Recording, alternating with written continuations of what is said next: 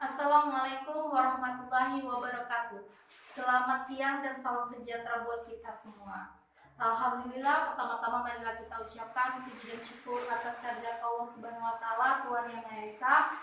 Atas limpahan rahmat rezeki karunia-Nya, kita masih diberikan kesempatan ya Bu untuk bertemu kembali untuk melakukan kegiatan P2K2. Tapi sebelumnya saya mau menyapa ibu-ibu ini dulu biar semangat. Apa kabarnya ibu-ibu? Alhamdulillah, sehat semua Bu. Ada yang sakit Bu? Enggak ya Bu, tetap semangat, semangat. Yes, oke. Kita bisa mulai? Tapi sebelumnya saya ucapkan terima kasih kepada tuan rumah ya Bu, yang telah menyiapkan fasilitas, yang telah menyiapkan tempat, sehingga kegiatan hari ini dapat kita lakukan. Ya kan Bu? Hari ini Bu, kita akan mempelajari apa? Seminggu lalu, bulan lalu, saya sudah pernah bilang bahwasanya bulan ini kita mempelajari tentang apa Ibu? Siapa yang tahu? Siapa yang ingat? Ayo, siapa yang ingat? Siapa Bu? Ibu? Apa Bu? Kita bulan ini mempelajari tentang apa? Tentang apa? Tentang menabung ya. Beri atas sama Ibu Ani. Oke. Hari ini kita akan mempelajari tentang menabung. Jadi materinya adalah menabung secara rutin. Tapi sebelum kita membahas tentang menabung, saya ingin menanyakan lagi nih pertanyaan buat ibu-ibu. Siapa yang sudah mempraktekkan materi bulan lalu? Siapa ibu-ibu? Ada yang sudah mempraktekkan? Semua mempraktekkan? Alhamdulillah kalau semua mempraktekkan. Ayo, kalau memang dipraktekkan, bulan lalu kita praktek mengenai apa Bu? Kita belajar mengenai apa? Diskusi mengenai apa? Ayo. Mengenai meminjam, iya. Nah, terus apa lagi Bu? Meminjam di tempat yang baik. Terus Bu, merencanakan pinjaman. Oke, jadi bulan lalu kita bercerita atau berdiskusi mengenai perencanaan dan memilih tempat meminjam. Jadi nggak salah-salah kita meminjam. Untuk apa kita meminjam dan di mana kita meminjam? Yang jelas, ketika kita meminjam, kita harus tahu apanya? Resikonya. Lalu apalagi syaratnya? Kita harus perhatikan syaratnya.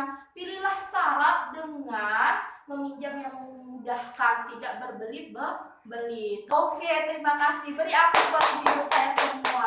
Terima kasih. Oke Bu, sekarang kita akan belajar mengenai rutin di dalam menabung. Mengapa kita perlu menabung? Ada nggak yang tahu kenapa kita perlu menabung? Banyak sekali ya Bu. Yang jadi permasalahannya dan tanya besar, bisa nggak kita menabung? Apa Bu? Sulit? Nggak ada uang lebih? Bukan Bu, bukan karena tidak ada uang lebih. Ibu-ibu sudah salah persepsi jika ibu mengatakan bahwasanya ibu menabung karena bukan tidak punya uang lebih. Usahakan menabung itu bukan karena ada uang sisa, tapi menabung itu dikarenakan kita sendiri yang menyisakan untuk ditabung. Biasakan ya Bu. Coba kita ubah dulu pemikiran kita. Jangan nunggu ada uang sisa, tapi sisakan untuk menabung. Berapapun pendapatan ibu, kita harus sisakan dulu untuk menabung. Mengapa Bu? Apa sebenarnya manfaat menabung ini? Banyak sekali ya Bu. Banyak sekali manfaatnya menabung. Salah satunya adalah ini yang paling umum ya Bu, manfaat menabung. Ketika ada kebutuhan mendesak, kita udah nggak bingung. Apa kebutuhan yang mendesak? Tiba-tiba ada kebutuhan yang mendesak yang harus kita penuhi saat itu juga. Waktu itu kita nggak punya duit. Bagaimana kita penuhi? Caranya bagaimana? Minjam juga kan? Tadi minjam yang bulan lalu kita bercerita tentang pinjaman. Kalau yang paling bagus itu adalah menyambungkan saudara karena tidak ada bunga. Iya kalau saudaranya ada uang. Kok tidak? Pergi lagi ke koperasi. Pergi lagi ke sini lama-lama tak ada Bu. Coba kita punya tabungan. Ketika ada kebutuhan mendesak, waduh Pak, kayak mana lah ini ya Pak? Waduh Bu, kayak mana ini Bu? Si Andi sakit, nggak ada uang kita. Udah Pak, tenang. Setiap Bapak kasih uang ke Ibu selalu sisihkan 20.000 sebulan tanpa harus melihat apakah uang itu cukup dan enggak. Karena apa?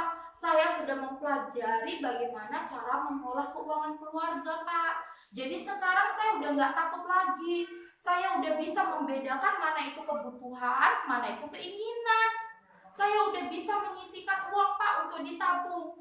Karena kata ibu pendamping PKH-nya, Pak, menabung itu banyak manfaatnya. Ya ini nih salah satunya. Ketika ada kebutuhan mendadak, saya punya simpanan, Pak. Udah, jadi Bapak nggak usah takut. Ibu punya simpanan. Bagaimana, Bu? Alhamdulillah. Ayo Bu, kita lihat cerita. Jadi di buku yang tadi yang saya bagikan sama Ibu kan itu sebuah cerita. Cerita itu tidak berurutan. Jadi tugas ibu-ibu adalah mengurutkan mana urutan nomor 1, 2, dan seterusnya. Ada berapa yang hadir ini, Bu? Ada 24. Oke, oh pas loh Bu, 24. Jadi satu kelompok 4 orang. Saya kasih waktu 5 menit untuk mengerjakan. Oke, dimulai dari sekarang. Oke, selesai. Oke, kelompok 1. Urutkan dulu. Urutan nomor 1-nya nomor berapa, Bu? Nomor 4. Oke, kita ini ya. Kita kunci. Kelompok 2. Nomor 6. Oke, bagus. Nomor 3. Kelompok 3 1. Kelompok 4 2. Kelompok 5 3. Kelompok 6 5. Betul itu, Bu? Oke, beri aplaus buat ibu-ibu semua. Ternyata ibu-ibu saya ini pintar-pintar, ya kan, Bu? Ya iyalah, orang ada jawabannya di depan, ya kan, Bu? Tinggal nyontek di depan, enggak ya, Bu ya? Mikir sendiri. Oke, kalau gitu kita bahas ya, Bu. Jadi cerita yang saya kasih ke Ibu itu berkaitan erat dengan menabung. Lihat nih cerita pertama. Kata si jangkrik yang pemalas. Kata cerita pertama, semut, hari ini cerah, buat apa kalian malah bekerja keras? Langsung dibilang si semut, hai jangkrik, kami berjaga-jaga untuk di musim hujan. Walau sedikit, lama-lama menjadi bukit. Lalu ditanya si jangkrik, sampai kapan? Heran, Bu.